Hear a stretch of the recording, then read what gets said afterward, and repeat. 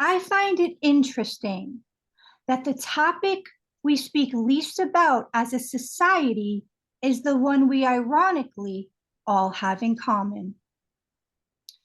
It is an honor today to have the author of The Light After Death, My Journey to Heaven and Back, Vinney Toleman, here with us, who is dead for over an hour and left in a body bag, and yet has made it back here to tell us what it was like living on the other side. Welcome to Soul Spy University, where your souls can run free and your minds are free to expand. Today, we're going to venture where most haven't before, so make sure to stay until the end for never before asked questions. But first, if you can, it means so much to my content and my purpose if you could like, share, and subscribe. And if you get anything out of this content, there is a donation link in the description box. No little is too little. You guys mean so much to me, and I've provided Vinney's information for you as well in the description box. Vinney, Hello, Christina. I'm so grateful to have you here, alive and well.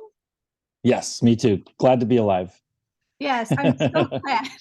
I'm so glad you made it back from the afterlife to share Me with too. us what it was Me like. too. I'm very familiar with your story, but for my audience's sake, please start wherever you feel comfortable. And I'll save my questions. I'll try to save my questions till the end so you can get it all out.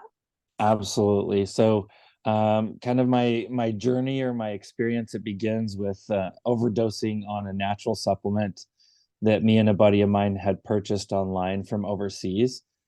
And it was quite toxic for our bodies. And we ended up at essentially a Dairy Queen. He collapsed on one of the booths there. He threw up, and they took him away in an ambulance, but nobody saw me come in separately. And I went into the bathroom and locked the door, and I did the same thing. I passed out and started to vomit. The problem was I passed out on my back, not on my stomach. And so I ended up aspirating. So I ended up suffocating.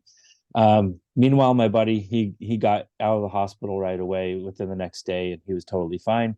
But about 45 minutes to an hour later, after they had taken him away, the manager finally came and opened that bathroom because a customer needed to get in there.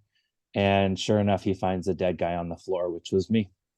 And that's where it all begins. For me, from my perspective, I went straight from being inside myself, and feeling dizzy and feeling like the room was spinning on me.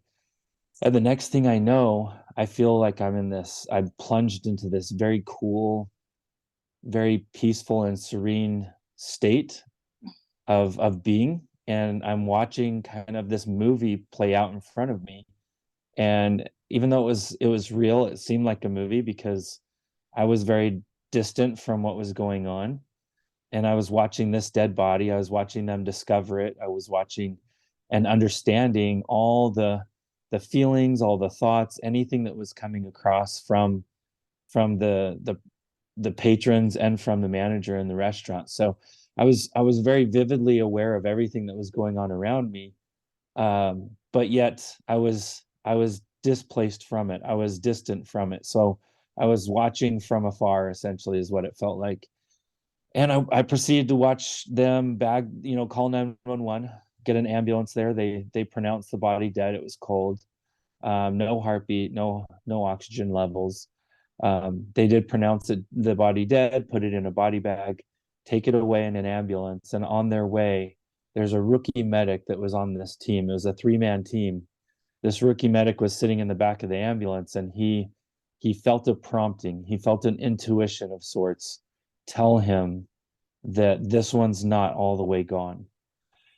And so he broke protocol, which he could have gotten fired for. So he's definitely one of my first saviors through this whole thing.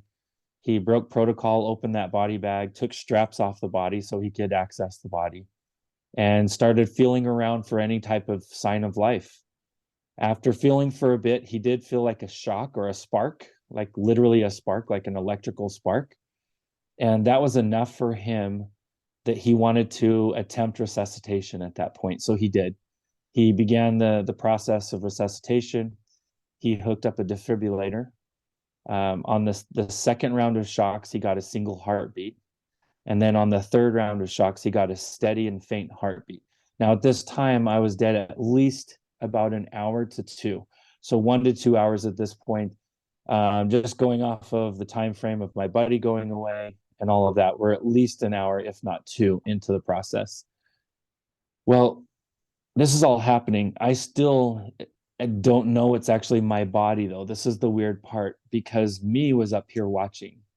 Me was not, oh, that's my body. I never at one point did I even think that was my body. It didn't even look like my body. It was so distorted and discolored, and it didn't look like me.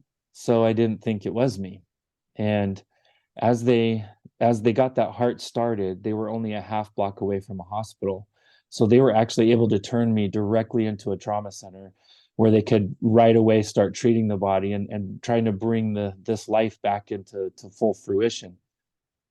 As they were doing this, the body was going through all sorts of weird seizures, and weird stuff was coming out of lots of different orifices on this body.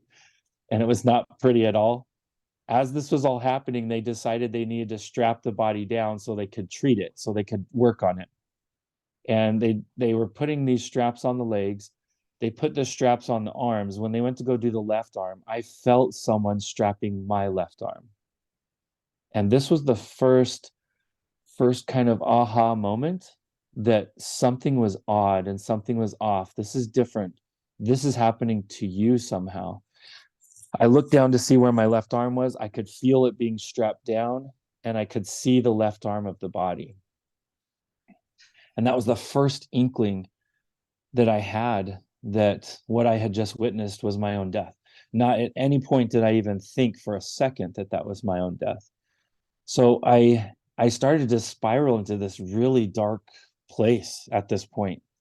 It felt like I was starting to get smothered by darkness, because I started having all these like self-judgment thoughts, like, you're such an idiot. How could you not know you've been watching your own death for like an hour? You've been watching your own death.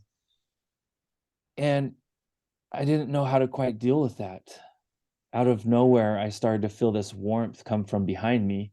And this warmth was the most beautiful feeling I'd ever felt in my entire existence. This warmth, it felt like hugs, it felt like peace, it felt like love, it felt like serenity, it felt like just the most elevated feelings I'd ever had combined, plus some times a million.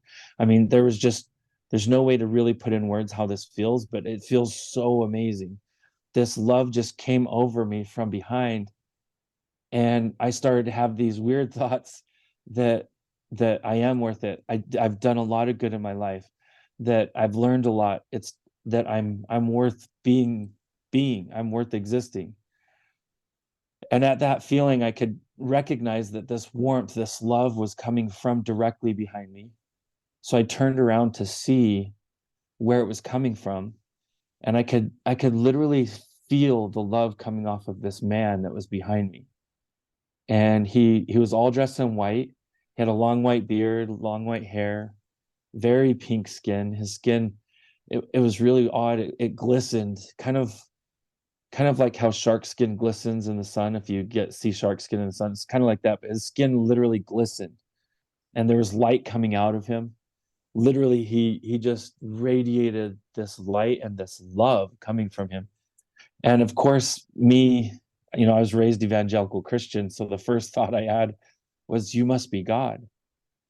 And he laughed a little, and he lovingly shrugged and said, no, son, I'm not God, but my name is Drake, and I'm here to be your guide. I'm here to help you go wherever you want to go. And I could definitely feel the love of God coming from him. So I knew he represented that position of like God the Father or God the Creator. And I could feel that very strongly coming from him. But I knew it wasn't God, obviously, because he had said his name was Drake. And I told him, I said, well, I don't want to go back to wherever that body is. That doesn't look appealing to me whatsoever. I want to go wherever you're from. Wherever you're from, that's where I want to go. Wherever this love is from that you're sending me, that's what I want to go to. And he explained that that's my home. that that was where I originally came from, and that's where I could go back to. And it's his home too. So it would be an easy journey for us, but it wasn't going to be as easy as I thought. I thought, being raised in church and being a faithful kid, um, I thought, oh, I have, kind of the backstage pass to heaven. I thought for sure I was just get in. And he explained that no, it's a bit more complex than that. That I had to embody some basic principles and really raise my love energy for me to get into heaven, to actually get to the space. Because our love energy is so low here and the love energy is so high there, you can't just take someone instantly from here to there. Otherwise, they wouldn't syncopate, they wouldn't synchronize. It's almost like the love energy there is vibrating at such a high rate that you would like explode essentially. So he explained to me that he was going to help me raise my love level or raise my love energy. You can call it frequency. That's the kind of how I understood it, was frequency. So I began to begin this journey, and for years I've shared this experience, and not until we wrote it down did we realize that Drake had shared these 10 distinct principles to me. And literally until we actually wrote this into a book, we didn't realize there was 10 principles there. But I did end up embodying these 10 principles, um, which I could speak for hours and hours just on the principles. Um, Essentially the most important thing is to be authentic, to find who your real authentic self is, to peel away all the false personas that we allow ourselves to build upon us, and peel that away, figure out who we really are, and start becoming that person no matter where we go. And I still, being human, I still struggle with that aspect of it, because we are human. But I love the fact that the very young people in life and the very old people are the most authentic in our lives. And so I strive to be authentic like that.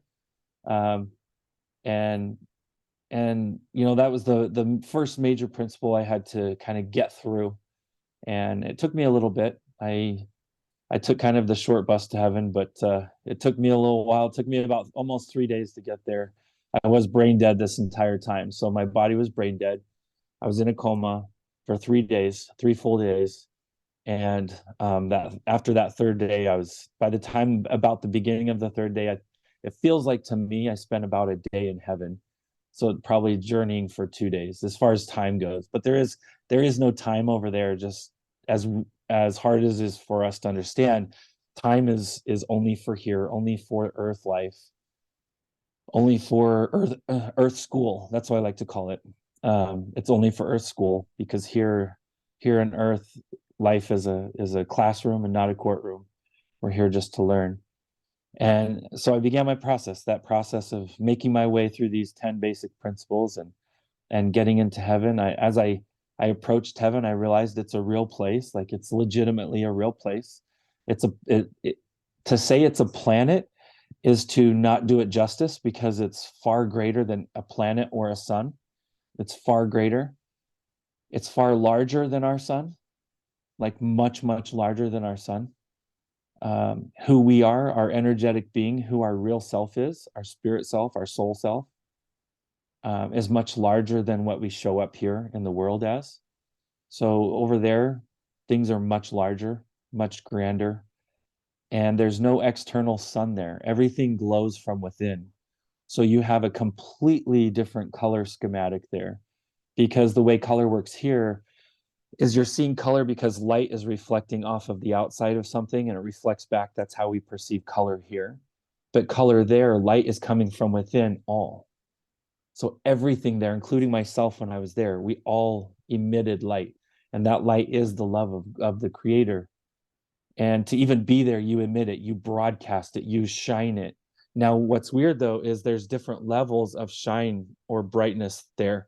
So the angels were the brightest, of course. They emitted the most light, most power, most love. And what's funny is the way it came off of them, it looks like wings. And so that's why a lot of people think there's wings on angels, which they will show up with wings for us, but they don't need wings. They can just move around. Wings are a third dimensional thing, an earthly thing. But it's really neat though, when you see them, you're like, that's how you can perceive that there's wings, because literally there's just power and love flowing off of them. And heaven's surrounded by these angels, by these workers, by these helpers. Some of them are our ancestors, some of them are loved ones, some of them are ascended masters, people that have lived really well here and here on earth and made big changes for the world in good ways. They're considered ascended masters there, and they have like a hierarchy where there's like baby souls, there's grown-up souls, there's older souls, but the funny thing is the angels have never had physical embodiment other than their angelic form. So they're very different than all of us that have had lives. You know, all of us that have had a human life, we look, we're different size, we have a different shine to us. We look very different than the angels. So it's really easy to pick out who the leaders are, who are in charge, but it's all out of love. There's no patriarchy there. There's no oligarchy there. The leadership is completely out of love. And I just began to experience this space, and just grass alone, to discuss just how grass is. It's really hard to do, by the way, because our human words can't really put into words what it looks like. But truly, if I could bring one blade of grass here, it would literally change the entire world. It would change the entire world, one blade of grass, because it's so full of love. A single blade of grass is so full of love that it would completely change the dynamic of this earthly plane, this earth school. But the grass alone, as my feet would touch it, I could sense and feel again the creator there in the grass. I could sense and feel the tremendous amount of love that the grass had for me and for all creations. I could sense that the grass had like an aroma. It had a sound coming off of it. Literally, it had like music coming off of it. And each blade had its own tone. So to be near all the different blades of grass, you would hear like almost symphony type music coming just from the grass.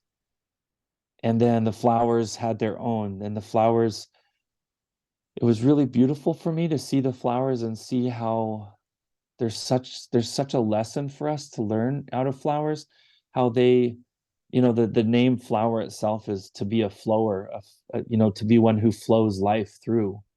And that's what a flower or a flower is. And the flowers help me understand that the beauty of life is to draw from both directions and allow the energies to flow. And the flowers draw from the earth or the Gaia, and they draw from the sun, and they draw from water, and they draw from air, but yet all of the energy just flows through. They're not trying to capture it. And that's what the beautiful aspect of the flower that I learned there is, that we can all be flowers or flowers in this life. And we're going to find happiness in allowing the flow of life to happen, instead of trying to stop life or prevent life or run away from life. Embrace the emotion of life, embrace the emotions, the good, the bad, the ugly. Allow the energy to flow, allow yourself to grow from the flow, just like a flower. And that's where we get our greatest journey, our greatest development, is when we become flowers, all of us. But yeah, then I got to see water, and water was so hard to describe. But I was sitting there on the grass, and I could feel the water approaching, and the water asked if I wanted the water on me, and I did. I said yes. And so the water came up on me and actually went up over me, just slowly coming up over me. And I already felt so much peace and love before the water even touched me. But I realized that the water itself is healing there, that it has healing benefits just to even touch it. It cleanses you of the traumas that we receive in this life. And I received a lot of trauma.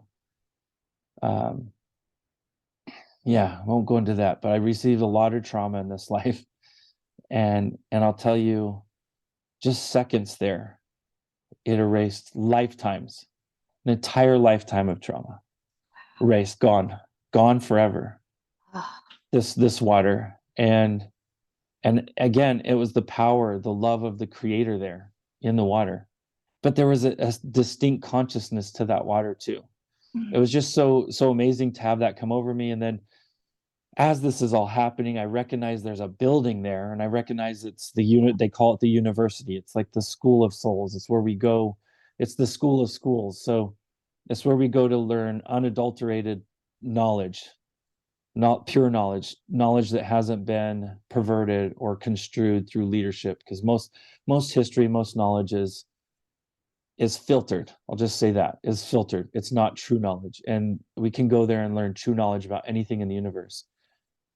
And as I'm experiencing all of this, my guide, Drake, he comes up to my side and he says, "Now, Vinney, this is going to be hard, but it's going to be worth it." And as he said that, he began to hug me, and I started to hear a special prayer that was being given to my body in the hospital. And this was a special prayer that my brother was giving to my body. He blessed that my body would be made whole. He blessed that that I would return to life. And it was the greatest but worst thing that ever happened to me, because I was ripped, I was torn from this amazing space, the space that I yearned for. I yearned so bad to go back there. And I was forced back into my body. So, this happened at about 10:30 at night at the, just kind of rounding out that third day. And at 1:11 in the morning, I woke up. So I woke up just shortly after, only a few hours after. To me, it seemed instantaneous. I woke up thinking my brother was right there. I really did. He wasn't there. It had been a couple of hours. So it did take some time for me to come back to my body. But the weirdest thing is, because we are so much larger as a soul than these physical bodies here, I had extreme claustrophobia. Extreme. To me, it felt like somebody put a whale inside of a sardine can, inside a little tiny can. It just felt so wrong and so opposite of nature and life to be kind of pressured into this physical body. So instantaneous, I just couldn't have anything touching me. All the sensors, I had tubes coming out of my mouth. I had breathing hoses, I had catheters, I had IVs in both arms. I yanked everything out, yanked everything. And all these alarms were going off on all the equipment. I unplugged all the equipment. I went over to the wall. I just started unplugging everything. And unbeknownst to me, some of that equipment, it has a battery on it. So even if you unplug it, it still goes off. And I was sitting there trying to figure out the off. I couldn't figure it out. Finally, I go rifling through the cabinets there, because I was naked by then. I pulled everything off me. And I found a couple of these gowns, and I kind of wrapped them around my midsection, and I just walked out of the room. I was ready to go home. yeah. I made it all the way to the elevator, and I was sitting there hitting the down button when I heard a scream. And it was a nurse when she went into the room and she saw I was gone. I don't know what was going through her head, but I had a sense like she's like, "Oh no, someone stole my body, like stole the body that was here." Um, they were already giving my dad and my brother these pamphlets on palliative care. So they had no sense that I was ever going to come out of this coma. They were telling my dad that they were going to transfer me to a palliative unit or a hospice of sorts.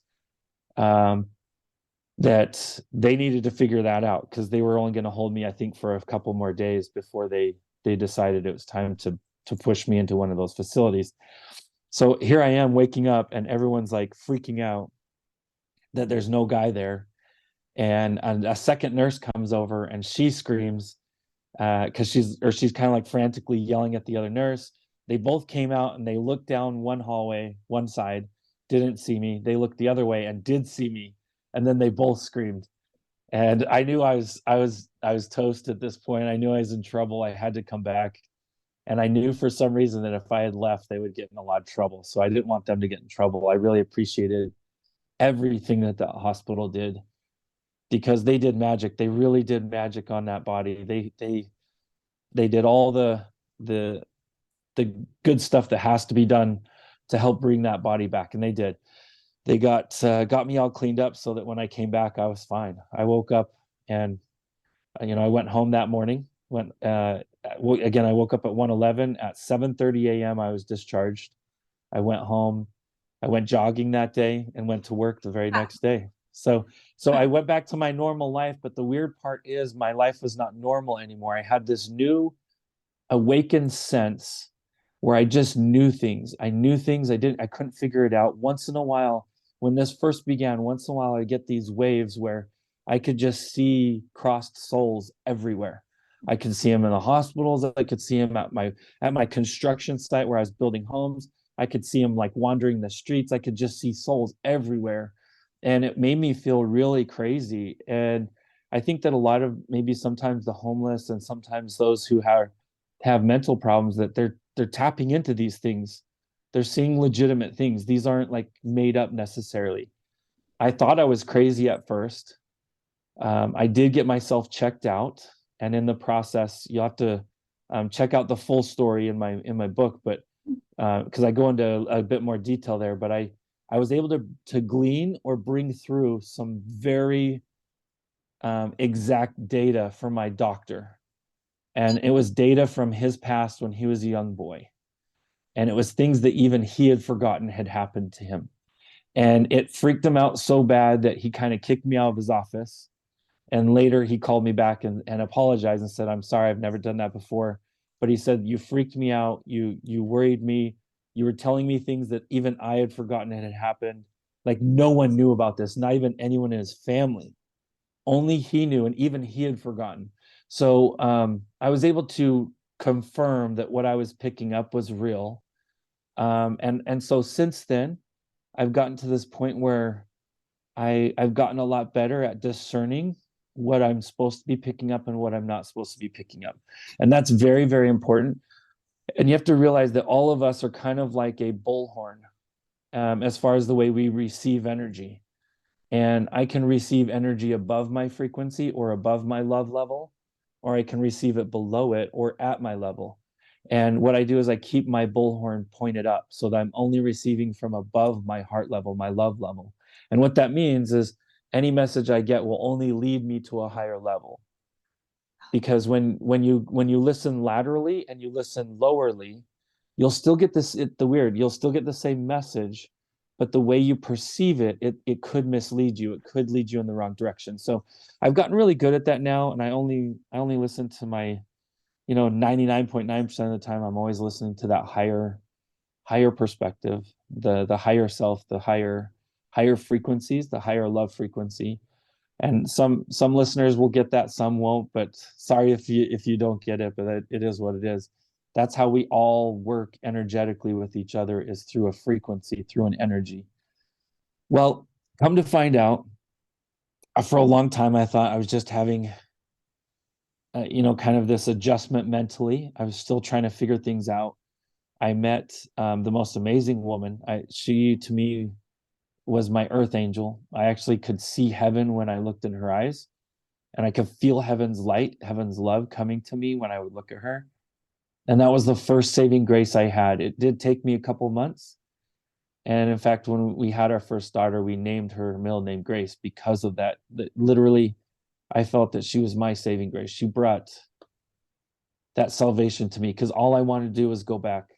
For months, all I wanted to do was go back. For about 3 months straight, really hard time for me. And then when I met her, things got a lot better. And fast forward, this all happened in January. So this was January 18th, actually. So we just had my 20th death anniversary. And then the 21st was my reawakening anniversary. So or rebirth. Well, fast forward to July. This was July 4th week. I end up at a family reunion in a little tiny town in Afton, Wyoming. It's out near the Star Valley area near Jackson Hole. I'm at this little town. My girlfriend at the time, she ends up being my wife a month later, but fiance at the time. She says, "Well, let's go to this reunion. Let's go watch this little high school presentation on the town. It's going to give the history of the town." And Vinney from before would never have done this ever. I would have been like, "No, let's just go watch TV or something, or let's go to a restaurant, do something other than this. This is kind of silly." But no, she was very much about family, about culture and heritage, and so was my experience. So I wanted to honor my experience and honor her. So I said, yeah, let's go. And even though I was a little bored, I will admit that I was a little bored. Now, granted, all the people that were putting this play on, very talented, all of them, but they're putting on this play about the history of the valley, about who the first clergy were, who the founders of the town, who surveyed the town, all this stuff. Well, they're going through, and and I wasn't even paying attention to the screen, but my fiance Andrea, she was watching the screen, and she like touched my shoulder. I remember she touched my shoulder, and when she touched my shoulder, I felt an energetic change in me. I knew something big was about to happen.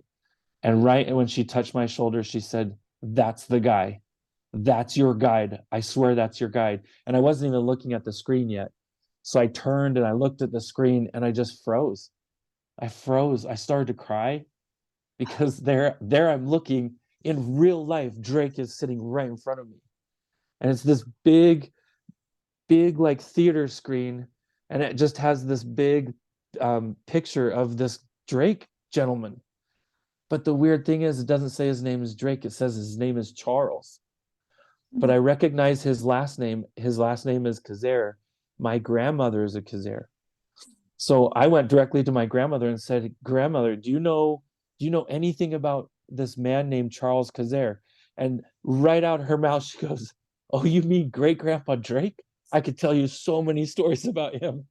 And at that point, things changed so much for me, because now this experience was not some delusion. I was in this debate field where I had a neurologist tell me this was all imagination, this was a delusion, this is just my imagination trying to make up time, or make up empty space. But there was no possible way that I could have pulled this face and name, his actual name, because even in recorded, everywhere he's recorded as Charles, but everyone called him Drake. Everybody who knew him called him Drake. Now, and that was kind of his way of knowing if it was a real friend or not, is how they referenced him. If they called him Charles, he knew they were an associate, they weren't friends. But if they were his friends, they all called him Drake. And my imagination couldn't have done that. It couldn't, because even in recorded history, it didn't have that name anywhere. So it was really a beautiful thing for me. It was a beautiful confirmation. And since then, I've had just so many confirmations about my experience. Uh, but the biggest takeaway that I got, though, is this whole system, the grass, the trees, the flowers, everything, and in between, all the space in between heaven and earth is built out of this all permeating love. The hard part is, though, when we come into the atmosphere of the earth, when we come into this earth, we do go through a veil, and it actually prevents us from really connecting to that love. But there's times when we help each other, we care for each other, we do good things for each other, we can connect to that love. And that love is what this is all about. Serving each other is what this is all about. Understanding that to judge anyone is to judge oneself 3 times harder than you could ever judge anyone else. So we really can't be judging each other. We really can't be prejudiced in any way to anyone, no matter their color, creed, lifestyle, religion, anything. We cannot, because to do that to them is to do it to oneself. One of the most important things I learned was the principle of the pointed hand. And I was taught that from Drake, that when I send energy out by pointing to somebody, I'm actually putting just the equal amount of blame towards God, up to God, the creator, and then turn that hand over, and I have 3 fingers pointing back to myself. So anything I send out to the world, to the universe, I am reflecting back to myself. I'm mirroring back to myself 3 times stronger. So that works in good ways, but also bad ways. So if I'm serving, if I'm caring, if I'm loving, if I'm sending out compliments, then I'm getting that love back. But if I'm sending out negative, if I'm sending out judgment or hate, I'm getting that back threefold. So it's important for us to not do that. It's important for us to understand the energetic dynamic of this life, that what we broadcast, we get. And that's really important, that we understand that. So broadcast good things. How do we broadcast? We start with our magic wands, and our magic wands are our thoughts. That's our magic wands of creation. Begin with your thoughts. Begin with intention. And once you can control the thoughts and intentions, you can control your life. You can control your destiny. Because our thoughts become our actions become our habits become our character of who we are. Yeah. And our character is like a steering wheel for our destiny. It literally steers us one direction or another in our life. And a lot of us don't want to recognize that, but it's a fact. But it starts with our thoughts. It starts with our intentions. And if we can work there, we can change our life. And that was the most important thing I took away from that is that God loves us all so much. And that I did see lots of different religions there. There was not just all, one religion there, but I'll tell you, there is good, amazing people there from all religions. And that God loves all of creation. Creator loves all of creation so much that the Creator reached out to all of us in the best way possible so that we can really embody our own divine truth and connect to our Creator in our own way. And that's the beautiful lesson I learned from my experience, that we are all loved exactly how we are, not how we want to be, not how we think God wants us to be, but how we are exactly right now. Yeah. Oh my God. Amazing. Amazing, Vinney. I got chills throughout your whole story. And as you're saying, how our thoughts create our lives and that our thoughts are wands. I can't tell you how many wands I have because up until recently and kind of still, the best gift I was ever given was learning that. And so I thought it had to be my sole mission to pass this on. So I would teach monthly manifestational classes at the library near me, and I would hand out all colors of wands with that exact analogy.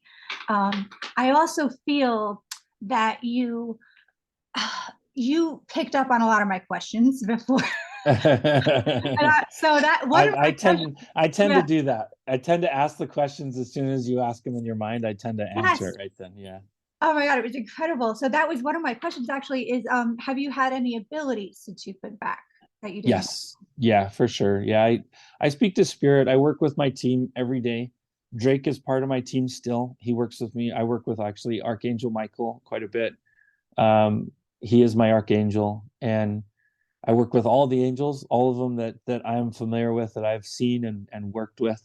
I work regularly with what I call the Christ consciousness, or the Christ, the anointed. And I actually do that with people that are Christians and not Christians. It's the Christ consciousness goes far beyond a specific religion, the same way God does. God is so multidimensional. We live in a 3D, 4D world, right? We live in like third, fourth dimension here. And God is 11 dimensional. So God is such a higher dimension than us, and so much larger than male, female. What we try to take worldly rules and we paint this box and say it's God, but it's our creation of God. It's not the actual creators of God. And to really understand it, you actually kind of have to take nuggets from all the different religions, because there is nuggets in all religions. And to truly understand what the creator is, and even still, those are all just human versions of the creator. Just to really get the vastness, you can dive into the heart. And in the heart, you can actually connect to the creator. You can connect to your own inner divine. And there, it's like having an iPhone to God. It's like having a direct connection to God. And it's within you, it's within every one of us. And once you realize that, you can connect better to God, your creator, in your own temples than you ever can in an outward temple. Now, the outward temples are important too, because it's a way that we can show our dedication, we can show our love and following to God the creator.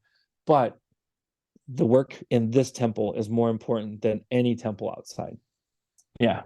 So I do have, so that's a long answer. I do have abilities. I work with all sorts of faiths. I'm essentially a spirit coach. Yeah, I love it.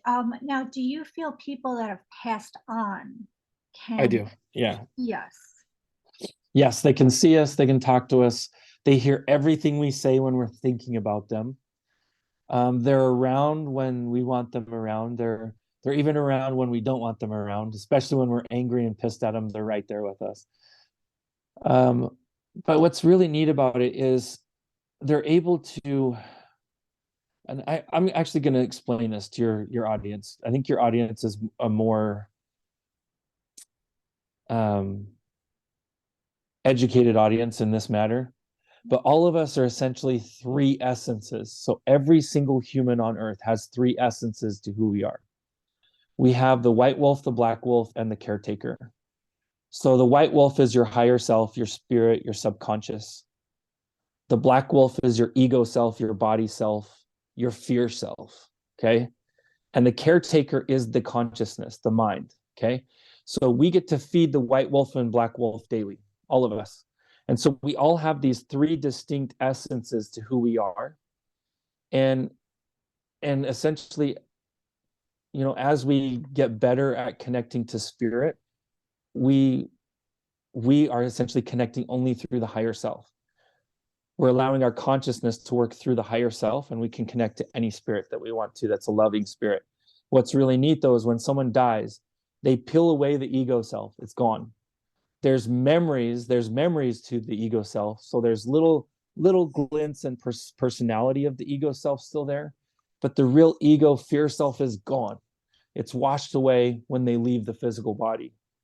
And it's really a beautiful thing, because when you're working with spirits, even when they've had a lot of trauma, even if they were murdered, even if they had a very traumatic way of dying, they still are in such a loving space, and they vibrate at such a love frequency in most cases, that you can connect to them very easily.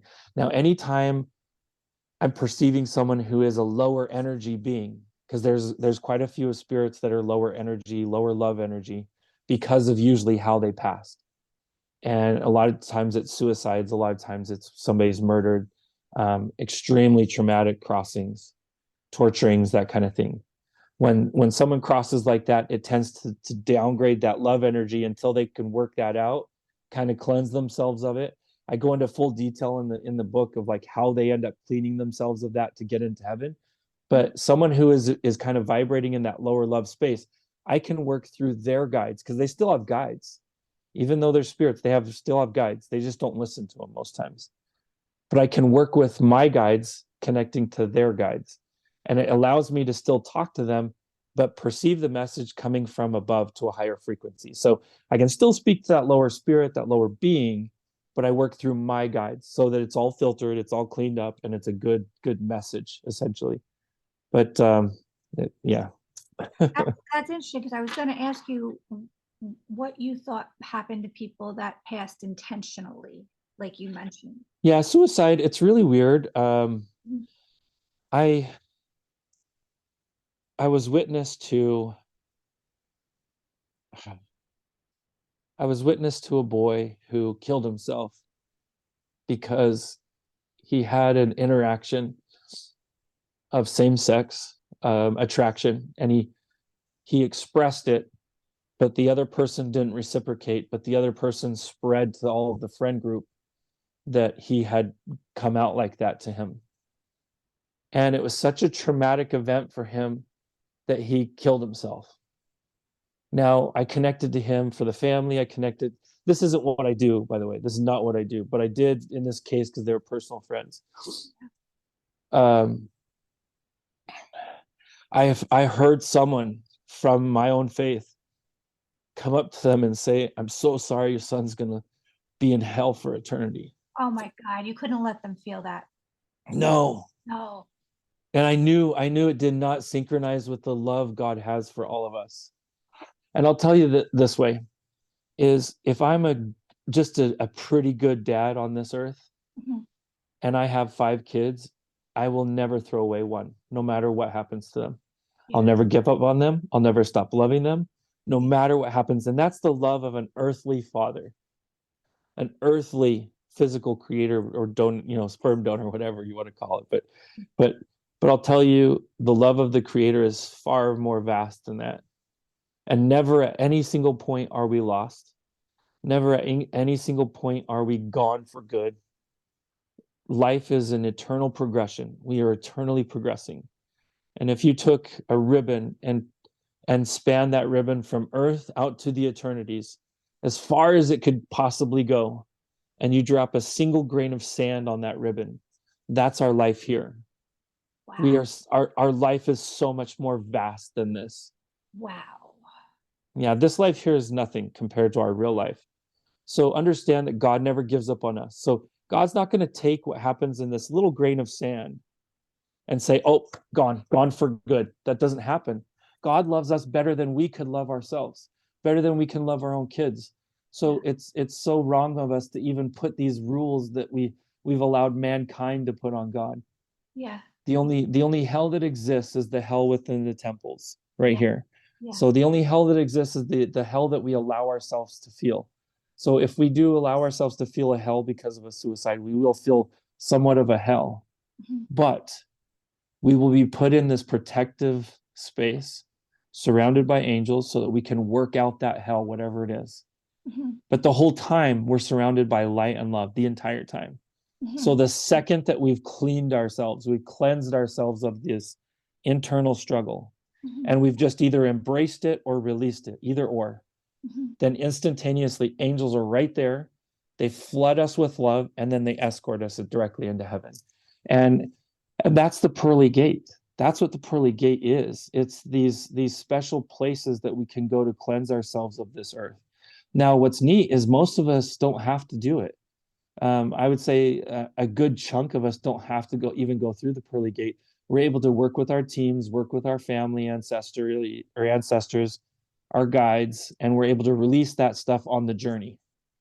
Right? Now, if we get all the way to heaven and we still haven't released it all, then we're lovingly asked if we want to go into one of those pods. If we don't want to, though, we don't have to. We'll just stay outside heaven and just hang out for a while. It's just it's 100% up to us. We go further than what we think we can. God allows grace beyond what we can go, and then from there we're loved into higher frequency. We're loved into higher state of being, even when we've had mistakes, even when we've had suicides, even when we've had these problems in our lives. But I'll tell you, there was one instance where someone did commit suicide. He was a best friend of mine.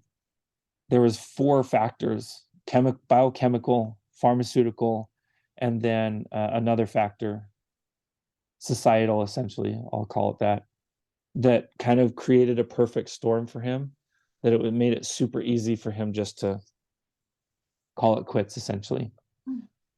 And I hate to think that anyone ever would feel like they're in that space. But to him, the only hell that he experienced was the hell that he was experiencing leading him up to taking that action. Mm-hmm. And then once he had taken that action, things completely changed. He was easy to connect to right away in spirit form.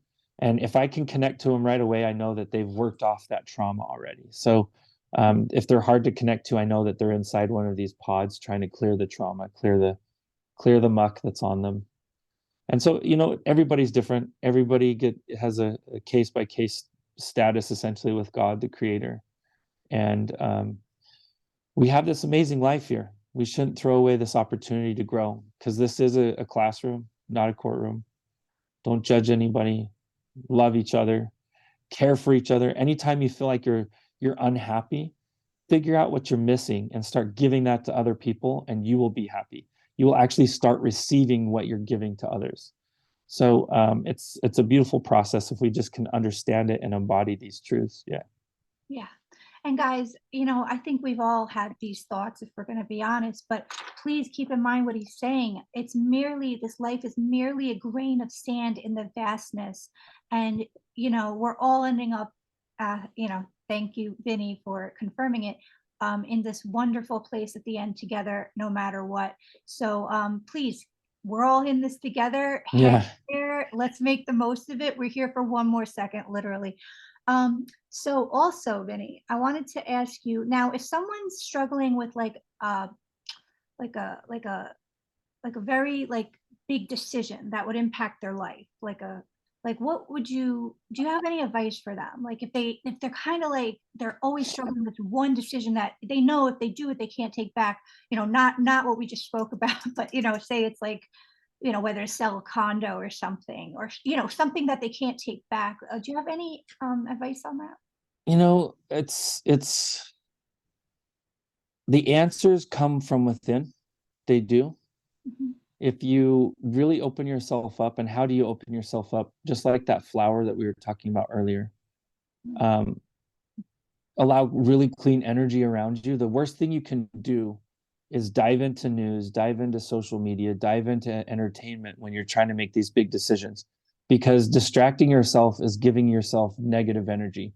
Distraction is negative energy. So allowing yourself to feel pain is actually a good thing. Allowing yourself to feel discomfort is a good thing. That's what causes growth for us. So allow yourself to feel those things. If you're not allowing yourself to feel that, if you're medicating or self-medicating, then you're preventing the growth. So allow yourself the growth. Mhm. Embrace the moments, embrace the emotions. Give yourself space to connect to God. Too many people, they say, I've asked God for this, I've prayed for this, I've prayed for that. He never answers, or she never answers, depending on who I'm talking to, right? And I'm like, you have to understand something, that if you don't give God space, if you don't give the creator space to answer you, don't expect an answer. Mhm. It's almost like going up to a drive-through restaurant, ordering your food, and then driving straight home without picking it up. Yeah. And too many of us do that, unfortunately, and myself included in that. Sometimes I ask for stuff and then I go about my day. I don't give myself the moment to receive the answer. And Mhm. until I receive the answer, I need to keep giving myself the moments until all of a sudden an answer just feels right. It just feels right. Internally, it feels right. And that's when I know I got my answer. So for those who are struggling with big changes, big decisions, do that. Lean away from the news, lean away from sports, lean away from entertainment of any kind, and dive into a quiet moment. Dive into breathing, distinctly just breathing. Like, one of the reasons people smoke so much out there is it's not the smoke, it's not the tobacco, it's the consciously breathing on a regular basis. That's what's addictive. And you can do that without the tobacco. You can just go and have a breathing break on a regular basis. Like, I highly encourage people to do this. It will revolutionize your health if you can get into some good breathing, some clean breathing. And doing that is the baby step. Once you do that, then you start giving yourself some quiet moments to do some breathing and see what shows up. Yes. Focus on your breath, see what shows up. Keep doing it, and just get to a point where you're doing this breathing without even thinking consciously. And all of a sudden stuff starts to show up. And that's where God shows up. No, we're so aligned on things. I smoked for so long and I quit in 2012, and I knew I was addicted to the breathing part. Um, Mm-hmm. and I could never quit. I made books on how to quit. I designed systems on how to quit this whole way. And the only thing that did it is something happened in my life where I actually gave it up to God due to something else. And it was cold turkey, and that was, I never looked back. But I knew it was the The freaking breathing, breathing. Yep. you know. And it's so interesting you said before about the wolves, because lately with the decision I'm struggling with, I actually cried because it touched me, this wolf analogy like I saw like a year or more ago about which wolf do you feed, that kind of thing. Yeah. And recently that came to me again, and it's hard not to cry when I see it, because I've been teaching this to people for years, right? And then you said it, and I'm like, another sign. It's this freaking, but you said it with such more divine, crystalline clarity, where there's actual. It's not just a metaphor anymore. That's true. This is like Mm-hmm. real, right? With the and essences. it, and it's all about the balance with the white wolf and the black wolf. If you only feed the white wolf, the black wolf will get angry and mean, and it will attack.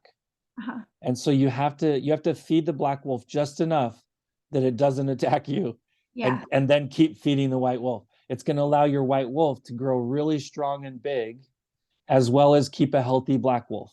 So that's what this life's all about, is that fine-tuned balance. Some people are going to get that. Others are going to be like, this guy's crazy. That's all right. A lot of people think that. I'm good with that. So, if it resonates with you, awesome. If it doesn't, move along, right? It's amazing. Literally the yin and yang symbol. And the way I see it is Yep. with this decision that I'm making, I'm like, all right, am I making it out of ego, which is more fear-based, or am I making Hmm. it out of love, which is like inspiration-based? And that's how I sort of see the black and white wolf is Yep. you can't make such a leap that you're terrified. I mean, it is terrifying what I'm doing, but I'm saying like, in other words, I see what you're saying. It resonates. Yeah. You gotta have a balance there, otherwise it's gonna retrograde in some way, you know. But yeah, I always try to lean towards the higher perspective, as you say. I Yep. also teach. The white wolf. Yeah. And Right. it's funny too, because, you can base every decision you make in your entire life to one of the wolves: fear or love. Like, fear or pain, fear/pain, love or pleasure. That's the two essentially deciding factors of everything that we make our decisions on. Whether we know we are, that's what we're deciding on. So we're either doing something because we're afraid of the alternative, or we're doing it because we love what we get out of it, or we've been habitually patterned to love what we got out of it the first time or second time, right? So that's what we base most of our decisions on. Yeah, well, so lately I've really been trying to tune into my intuition, which has no place in logic, no place making sense on the Yep. physical plane. But I know, I have to tune into this. I'm literally taking a leap of faith. I'm literally listening to how I feel, the angels, you know what I mean? Because that's what's real, So it's just crazy. But And for your listeners that are ready for this challenge, yes, I yes. challenge you to give yourself a yes day. And I mean a yes day for spirit, a yes day for white wolf. Give yourself a single day, separate it from all other days. Do everything on that day that is good for your soul. Mm. And if that means, you know, um, watch an old sappy show from the 80s all day, then do it. Like, whatever speaks to your soul, do that entire day, and watch what shows up on yes day for spirit. Because your higher self, your white wolf, is going to lead you in some really cool adventures if you give yourself a yes day here and there. You're going to have your balance days. Those are all your normal days, but give yourself a yes day. Don't do anything that entire day that does not synchronize with your love self, your higher self. Yeah. Now it's almost like do what feels good, right? At Mm-hmm. the same time, my other question to you is, I know you speak of addictions, so I always want to tell people do what feels good. But in terms of addictions, what's your advice for people? My advice is to number one, recognize, be authentic about it, recognize that it's there. A Mhm. lot of people are in denial whether they have an addiction of any kind. If you think you're not addicted, leave your phone at home for 2 days. Yep. And if you can do that, then I agree, you're not addicted. But if you can't do that, then you're like 99% of America and you're addicted to technology. Mhm. So anybody who says they're not addicted to anything, they're lying. Right. Technology is the number one addiction right now, number one, far above anything else. There's in fact these rehab hospitals going up nationwide now to help people with this technology addiction. There's been people that they get their Instagram account taken from them, or because they have the same name as someone who's famous, and then they kill themselves because they lost all of their followers, and they believed who they were and their value to this world was their Instagram profile. And Wow. that's not right. Yes. Yes. That's not right. We need to not be that way. So the best way is to, number one, recognize you have the addiction. That's the first step. Number two, ask God, how do I get rid of this addiction? And I'm going to tell you the answer 100% of the time is give it to God. Mhm. Literally, give it to God and say, Yeah. God, my intention is that I don't want to have this addiction anymore. I want Yes. to give this addiction to you, God. And Yes. with that intention, the universe will start moving to help you achieve that goal. Now, you need to keep telling yourself that, though, even if you have a relapse, even if you have failures, even if you have little baby successes but big failures, keep telling yourself that my intention is to give this addiction to you, God. And eventually you'll wake up one day and realize that you gave that addiction a long time ago. And you've now been going a long time where it wasn't an addiction for you anymore. And that's what life's all about. It's, again, it's all about being a flower, a flower. That's where we grow. So allow God to have it. Stop thinking that you're a bucket. You don't need to hold everything. Oh, Just let stuff flow through you. Yeah. oh, I love it. I love it. And actually, I have two questions regarding prayer. Yes. Number one, do you feel that your brother's prayer is what brought you back? 100% it is. There's absolute tangible power in prayer. And not only is there power, his prayer was so full of love for me, it took away my agency. It Oh, literally took, now there was a factor of destiny there. I know that now. I didn't then though. I felt it was a curse. I really felt it was a curse to come back. But it was the power of that love and that prayer that brought me back.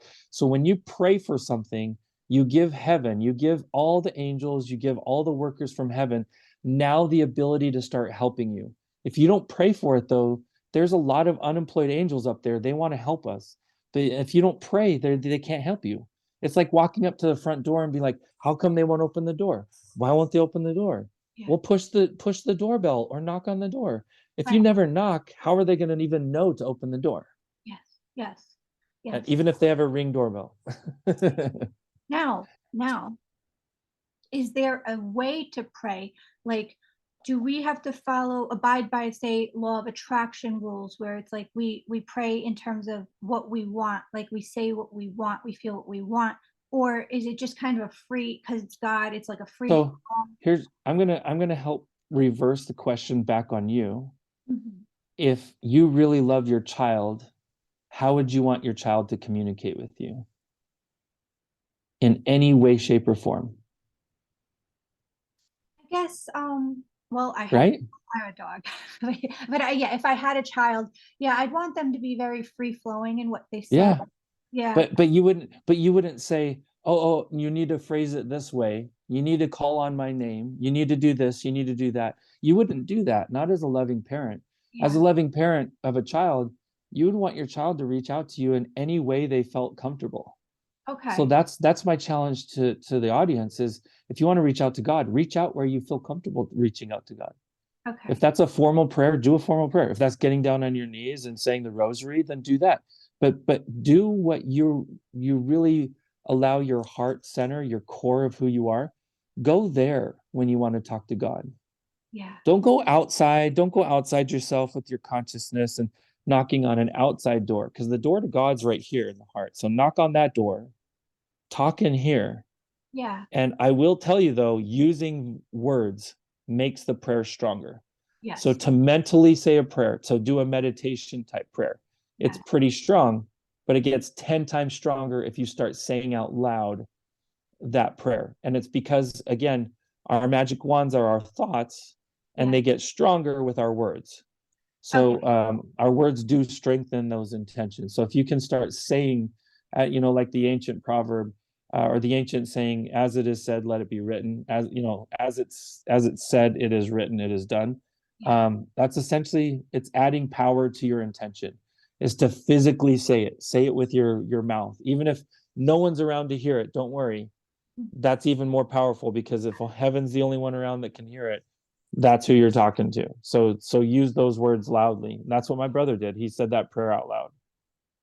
Okay. Yeah, I didn't know if with law of attraction, if you have to pray for you can't say like, I don't want to be late. You'd say like, please make me early. You know what I mean? Yeah, you do. You want to think in the positives because law of attraction is a real thing. Um, it's like what I was talking about, the principle of the pointed finger.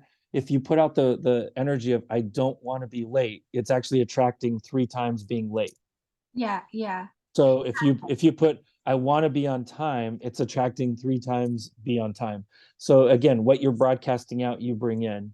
So Yeah. think in the positive. Think in the positive, you get the positive. Okay. Yeah. I didn't know if those rules were void in terms of divinity, where because we're talking to angels or God, it didn't matter. There's a dynamic to it, but I'll tell you it's easier as long as you're thinking in the positive because it really empowers the angels themselves when you're thinking in the positive. Yeah. Yeah, I like that. Okay, so I also want to relate to you, and if you need to pause for any reason, like go to the bathroom. I'm good. I'm Okay. good. Okay. So I also want to relate to you. So when you came back and you found yourself in the hospital, you ripped everything off. So once upon a time, that also happened to me. Um, so both of my parents had passed before I was 11, separate occasions. And long story short, after being transferred to a new school, I actually ended up getting hit by a car last day of seventh grade. Um, and you know, brain surgery, brain injury, all that stuff. Few times in my life I almost died. However, I never had an experience like yours that I could remember. That's why I love hearing your experience. But I do remember coming back and doing the same exact thing as you.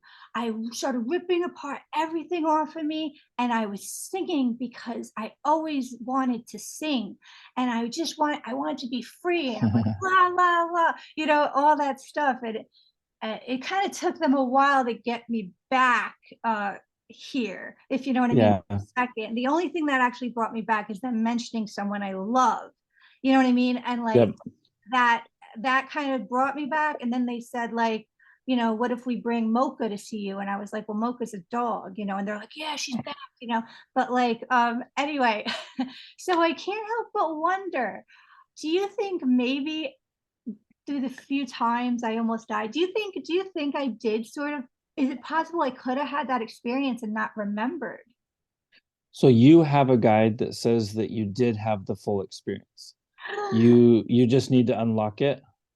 They're showing me for you, the way for you to unlock it is to actually look into QHHT. So Okay. quantum healing hypnosis technique. Okay. There's a lot of really good practitioners in almost every major city now. You can look up a local certified therapist by going to dolorescannon.com. Oh, I love her. Yeah. Yeah, you can. She's pretty much the directory of people who are certified through her program, and she was the one who essentially discovered QHHT. Her husband was a hypnosis, or he was a hypnotherapist and an entertainment hypnotist, and she saw some pretty interesting things coming through in sessions as an observer, and then he got in an accident where he was bedridden in a hospital for a year, and when he got back, he just didn't want to do hypnotism anymore at all. And so that essentially handed her the wand of hypnotism, and she started really studying it herself, got licensed, everything, and realized that she had this ability and this technique to go to a whole nother level of hypnosis in the quantum consciousness, the quantum subconscious. That's almost like beyond the subconscious. And for you, that's where you have your memories on this experience, is in your quantum entanglement, essentially. Okay. Okay, that's awesome because I was always drawn to this topic. And, you know, I've been told by people, like a lot of psychics or whatever, oh my God, you're one of us. But the problem is that I'm going there for reasons at the time that I'm like, I don't care what I am. I'm here for other reasons. Yeah. Like, you know, I've had all sorts of, you know, like any other human, all sorts of experiences where I'm like in trauma by the time I go to them, and I'm like, cool, whatever, thanks. Like it didn't matter at Yeah. the time. But I was told by people, like, you're really connected to source. And I'm thinking I'm just like anybody else that if they wanted to could connect with angels. You know, I Mhm. like to believe I'm talking to my mom all the time, and I've had You are. conversations. Yeah, Oh, you do. You talk to her. She's like she's on your team, essentially. I can see that and feel that for you, that she's part of your team. And your dad is like secondary on your team. He's like a layer above your mom, but your mom's there for sure. But I'll tell you, um, what's really neat though is they show me for you, the reason why you don't remember is because at that age you weren't in a space where if you remembered you could have handled it. yeah. They wanted you to be well on this journey before those memories come back to you. Yeah. Yeah, I was dealing with a lot at the time. You know, I was kind of Yeah. custody as somebody that hated me. It was her sister, and I'm like just kind of surviving. Like, how Yep, exactly. yeah, I think I can't help but think if I knew then something great, you know what I mean, that it would Hmm. help me get through it. But I think on some level that I didn't consciously know, maybe on subconscious, I did to get me through it. You Do you know? did. You did. It's kind of like understanding you have insurance, so it makes you comfortable to drive a car. it's like you had that insurance now, and so it made you comfortable to drive this physical body again. Yeah. Which brings me to a question. Do you think that when we go to sleep at night, that we are visiting home at all? So this is also part of quantum entanglement. Our consciousness is tethered to our body, and being anything that's tethered, can it float away a little bit? Absolutely. But here's what's really kind of odd is there's alternate realities, there's alternate frequencies lateral to who we are. So and what's happening when we dream, when we vividly dream, sometimes we're seeing through the eyes of an alternate consciousness, an alternate reality, right? Mhm. Other times we are actually what's called astral traveling. That means that our consciousness is going to the extent of the tether as far as it can, and like viewing and experiencing things.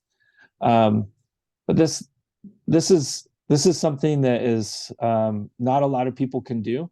You have to be usually you have to be pretty good at being in the mind space to be an astral traveler. Mhm. But there's certain people that are born already astral traveling. Mhm. Most of these people have regular dreams of flying, like without a plane, they just fly themselves. Like they just are up in the air all the time and they don't know why. They're just always floating in their dreams. Yeah. And these people are astral travelers. They were born that way. And they can do it just without even really trying. Even they could be in math class and allow their consciousness to go up above the building and like go watch the football game at the same time as being in math class. Like this is a real thing. And this is actually a studied real thing. Our own military, the US government, has a division that's dedicated to the astral um, projection technology, essentially. So the ability to use your consciousness to view things, essentially. Yeah. Oh yeah, yeah, like remote view it. Yeah. Yep. Um, okay, so that's interesting. So basically, there's so much I want to ask you, but I really want to be cognizant of your time. So basically, so one of my questions was about alternate realities. So I can't get into all the the build of this experience and then this experience, but basically recently, my most recent chapter, it's like I'll get what I only know as what I can only describe as a download, right? Yep. And I feel and it's like a grain of sand. And like it's like almost like I can go in and explore it and have a whole world. I can write 17 pages, not from my imagination, not from me, Yeah.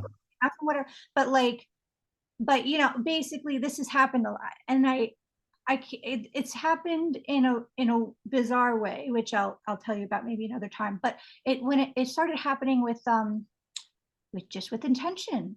I was going Hmm. through really, really, really hard. I was premonitioning a breakup, and I didn't like the feeling I was having from it. And I thought, I wish I didn't feel like this heavy about it. And I thought, I wish I could, I wish I knew what it would have been like in a reality where my mom didn't pass, right? Because I knew it had something to do with that so early. And Yeah. and all of a sudden, like I'm telling you, I felt a whole other reality that I'm telling you, 17 pages came out about it. But the reason why it was so profound to me is because I never knew a balance could exist inside somebody Yeah. till then. I could cognitively want it, I can cognitively try to go there, but I didn't understand from the inside out the feeling until then. And since then, I could kind of play with And it. now you know what a channel feels. That's what channels feel when they have just downloads come over them. That's what it's like. But it's kind of like taking a seed of something and putting it in you. You get a download. I call it a seed from God, from the angels. And sometimes it takes quite a bit of time for that seed to nourish and to grow into what it's going to be. And all of a sudden you wake up and you're like, oh, there's a flower here. I just know all these things I didn't know before. And you essentially had what's called the Chinese bamboo download. So the Chinese bamboo download is like getting the seed of Chinese bamboo put in you, right? And Chinese bamboo, when you go see how Chinese bamboo works, you're going to plant it, and in little seedlings, you plant 2 or 3 little seedlings. For 5 years, they don't grow at all. You water it every day, You nourish it every day, and for 5 years, nothing happens. And after you wait the 5 years, almost on the dot, at exactly 5 years, sometimes a month or two after, but within about the end of the fifth year, that forest grows 5 to 10 feet a day, and it shows up as an entire forest. It doesn't show up as two or three plants. So the entire time during that 5 years, that download is getting rooted into everything of who you are. And Wow. then out of nowhere, it just shows up. And if somebody went on a vacation for 1 week, they would go on vacation with no forest and come back 1 week later with an entire forest that showed up there. Wow. People used to think it was magicians who would do this, but this is a natural phenomenon that God has given us to learn from. And that's what some of our downloads are like, is they're like the Chinese bamboo. They get into us, and it takes a good long time to be nourished and to be fed by who we are and our energy. And out of nowhere, it just shows up, the whole packet, the whole amount of information. It's kind of like walking in someone's house and you smell spaghetti sauce, right? So you're like, oh, you guys are having spaghetti. They're like, oh, how did you know? And you're like, well, I could smell it. And then if you distinctly sit there and think, can I smell olives? Oh, I can. I can smell olives. Oh, Mhm. wait, can I smell garlic? I can. I can smell garlic. Oh, I can smell rosemary. I can smell thyme. I can smell, parsley. I can smell, all the different aspects to the basil and all the herbs that are put in. I can smell the tomatoes. I can smell the fresh tomatoes. I can smell the stewed tomatoes. Like there's so much that we can dissect out of the download if we want to, right? But the download itself was, oh, I smell spaghetti. Yeah. But we can break it down to so many levels if we want to. It depends on our intention.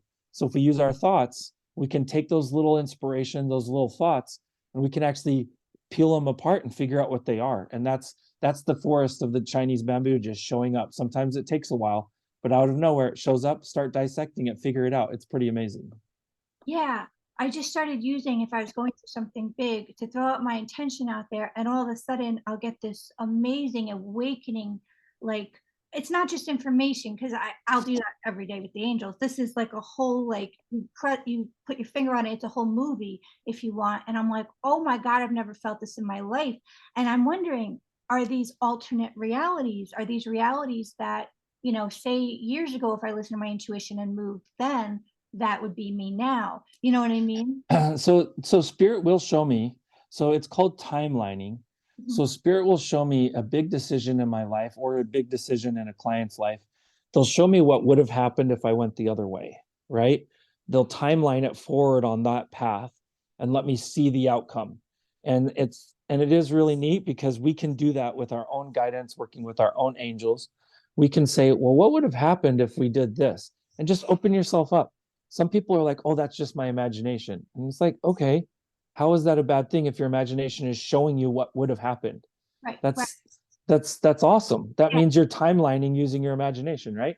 For yeah. me, I don't perceive it as my imagination because I have my imagination, but I have this whole other aspect.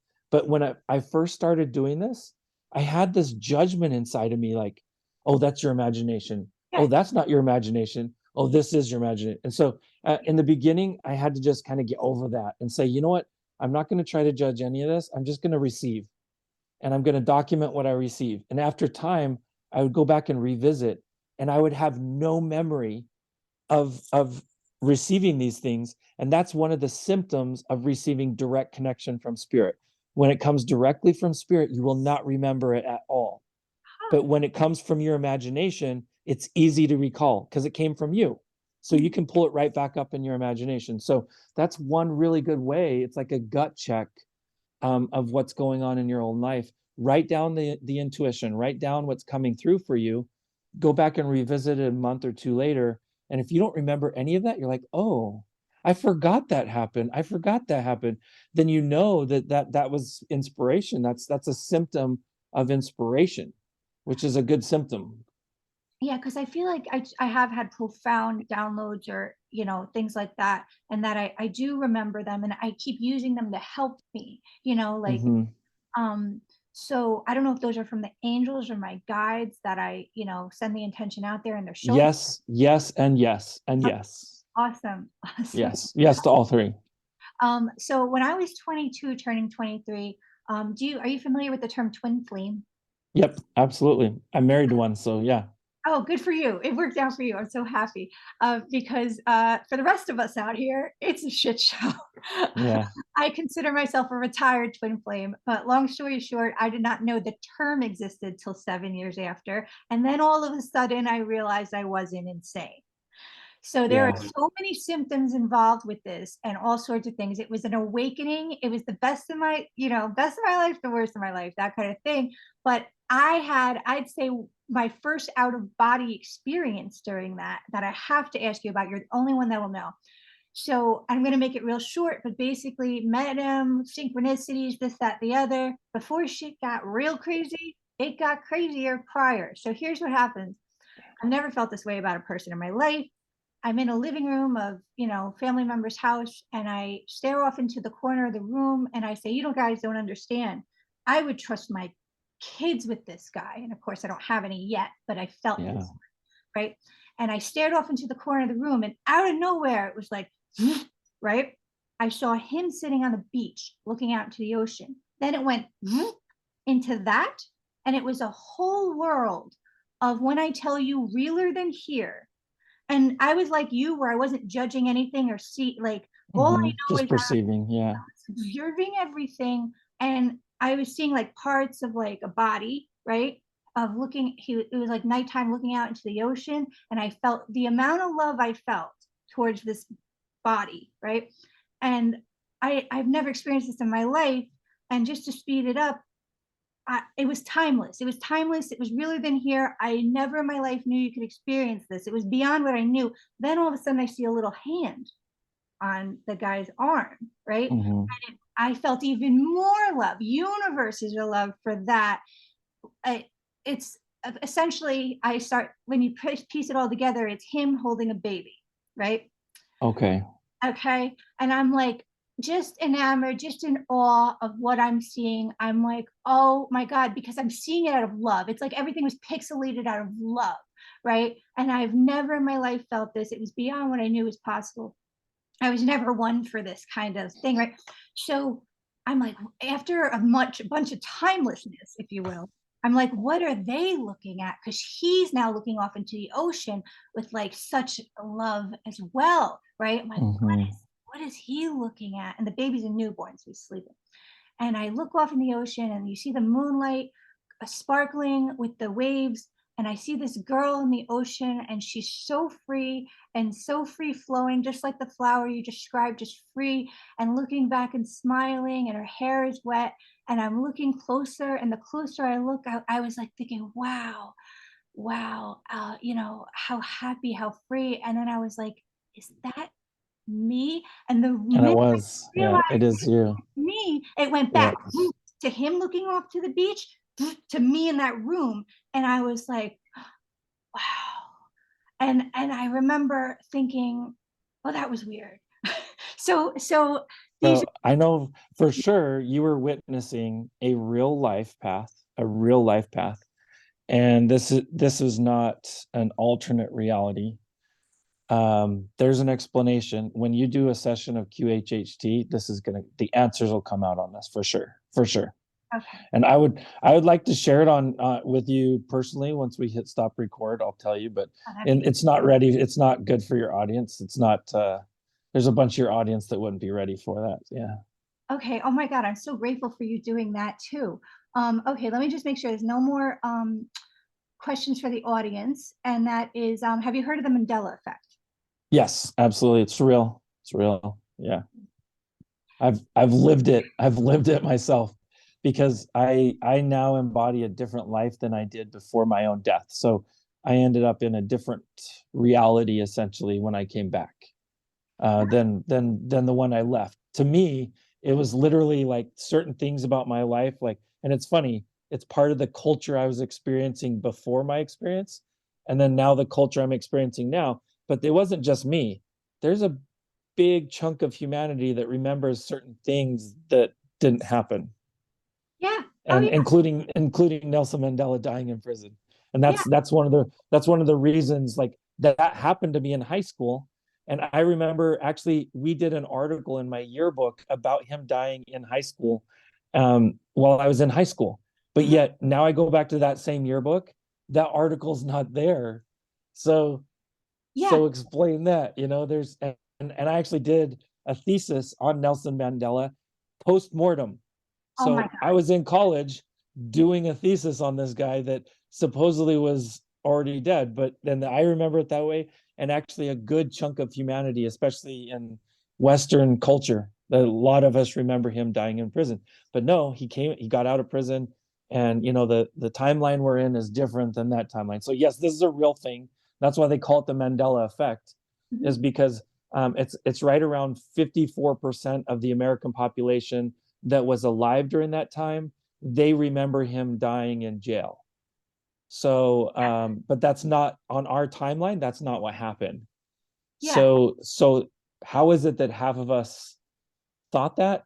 Right. And what's weird is there's people that actually have newspaper clippings from old people. Back in the day, they used to clip out important stories and save them. It was kind of a thing, and they would put them in these scrapbooks, right? And they would call them like changing times and stuff. And there's a bunch of these people that have the articles from the New York Times, from the Wall Street Journal, reporting his death in prison. So that those do exist. And so, the Mandela effect is a real thing for sure. That's interesting that they exist, but not like the essay or like, because usually the evidence doesn't exist. Like we all think the Berenstain Bears were spelled it one way, but we can't find the evidence. Yeah, exactly. Yeah. Yeah, there's some oddballs out there, and Star Wars is part of it.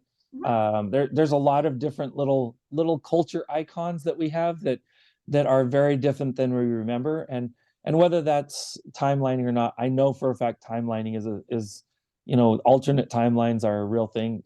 Just here's the thing: we are so complex as living beings. Mhm. The same way that the sun can shine over half the planet and be touching billions of us at the same time. And we can have a personal experience with that sun, right? Literally, every single one of us. So that means that sun is interacting with billions of us at the same time. And the sun is a limited physical object. We are not limited by physical. Our soul, our spirit is omnipresent. That means there's more aspects to our soul than there is beams on our sun. Okay. So we ourselves have so much complexity to who we are here, and that's just in the physical realm. If you take it to a whole nother level of quantum entanglement, who we are spiritually is so complex. And to actually realize the real story of time and the real story of life, it's very different than what any religion teaches us. And Okay. it's beautiful, it's amazing, it's gorgeous, the system that we are in, and the time we had before here, and the eternity we get after here is amazing. So it is important that we don't waste this time in the class, Yeah. in the school of earth, because there is some really neat stuff we can accomplish, and more importantly that we can experience by loving and caring for each other, because that is where we experience God the most, is when we love and care for each other. Yeah. Yeah, because I was going to ask you what you think caused the Mandela effect. It's just the complexity of who we are, for sure. There was outside forces trying to influence things. That there was a big influence in 1987. There was a big influence in 99, in 2000, of course, with 9/11. That was a big move of let's just call it energy. There was a big energy shift there. But what happened was all of these moves were to try to shift us away from what was going to happen in 2012. And 2012 was not the end of anything but an old era. A lot of people were worried it was the end of the world. It wasn't. It was the end of the old world, the old energetic world. So since 2012, this is where so many people are waking up to a new energy, a new divinity within. They're waking up to the fact that, yeah, they can go to work every day, but that makes them miserable. So Right. they have to figure out things that don't make them miserable anymore. And we can be distracted 24 hours a day now. And Mhm. we've never had that ability. Go back to the 80s. You couldn't be distracted 24 hours a day. You'd have to ride your bike to go to your friend's house. You used to have to do this to go to there or walk everywhere. I mean, in the 80s, kids, they walked everywhere. You know, you couldn't get just constant distraction. It was not possible. Mhm. Fast forward today, if you allow yourself, you can be constantly distracted. And think about that. In farming, when are you constantly distracting the animal? It's when you're taking them to slaughter. It's so that they line up and they get in line, they do what they're supposed to do so they can be worked through the system Mhm. and they can become the protein for the industry, right? Yeah. And we don't have to be the protein. We don't have to be the spiritual protein for the industry. Yeah. We can awaken to our own divinity. We are our own creators. Yes. Literally, we create our own universe. We Yes. create our own world. We create our own perception of the world. And what's weird is if I want to perceive the world as trying to get me, it will get me. If Mhm. I'm trying to perceive the world as full of light and love and opportunity and growth, guess what? The world is full of light and love and opportunity and growth. Mhm. So what's crazy though is the world didn't change. My perception of the world changed. And so that's where we begin to change our universe. Is Yes. begin changing your perception and you're going to change your world. You're going to change your universe. Yeah. Yes. Thank you. That's exactly what I got when I connected about 2012 as well. Is I was like, oh, it's just gonna, that's how we look at it and stuff. Yeah, But it's the new beginning. It's the new calendar. Yeah. yeah. Well, do you have anything more you'd like to add before? I would just love to say that every single one of your audience that's listening to this, kudos number one for making it this far, because it would be super easy to hit pause and go get distracted with something else. Yes. But if you made it this far, kudos for that, number one. And just know that you're loved exactly how you are, and go out there and start creating your own universe with your thoughts. A million That's percent. it. A million percent. Oh my God. Thank you so much, Vinney, for coming and being here. I'm looking forward to our personal after show for a second, because I am so grateful that you made it today here. And I'm so grateful for afterwards. So guys, his information is in the description box. You can see how skilled, talented, enlightened he is. It's beyond words. Seriously, one of Soul Spa's most favorite, cherished guests. And when I connected with who I wanted my first NDE interview to be, my intuition told me Vinney. And I'm so, so grateful. So thank you again for being here, and you're welcome back anytime. Awesome. Thank you, Christina. It's absolutely my pleasure to be here. Love you, everyone.